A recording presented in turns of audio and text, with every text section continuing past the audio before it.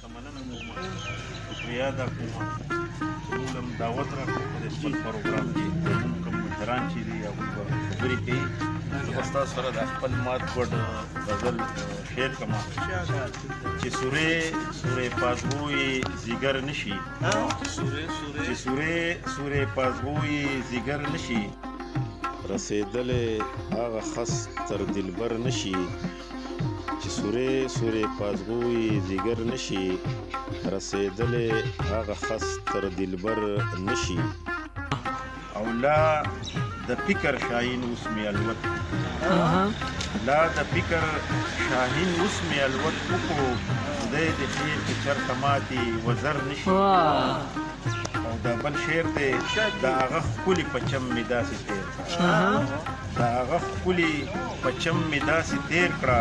چې څوک زما د تګه خبر نشي مننه او دا بل شعر دی چې پیغام د بربادۍ راوړي مرګرو پیغام د بربادۍ راوړي مرګرو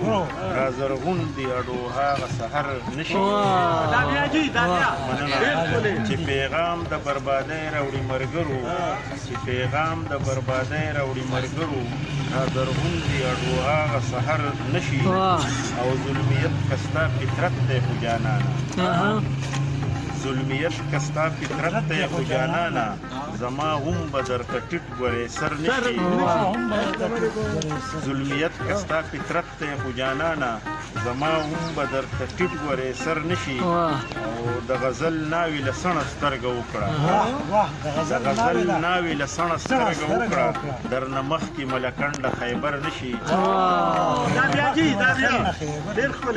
د غزل ناوې له سڼه سترګه وکړه درنه مخکې ملکنډه خیبر نشي او د جانان کوڅې ته زه په خیال وداسه د جانان کوڅې ته زه په خیال وداسه بیا دې جوړ باران د کاڼو په سر و زمونږه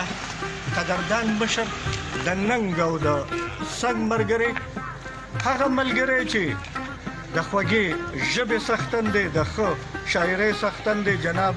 اقبال سجید اداس صاحب مونږ یې مننه کوو د خوند رنګ نه ډک کلام پیش کوو د دوی په دې شاعرۍ کې هغه پردې طرف ته او رازدارۍ طرف ته او بیا هغه مینې ته چې سړی تر خپله مرامه ورسوي نو مونږ یې مننه کوو د دوی د دې ښه شاعرۍ دوی له داد ورکوو او دا د قلم د قبیلې هغه سالار ملګری دی چې ټول عمر یې د شعر په ژبه زمونږ اصلاح وکړه مونږ ته زده کړه کړې مونږ یې مننه کوو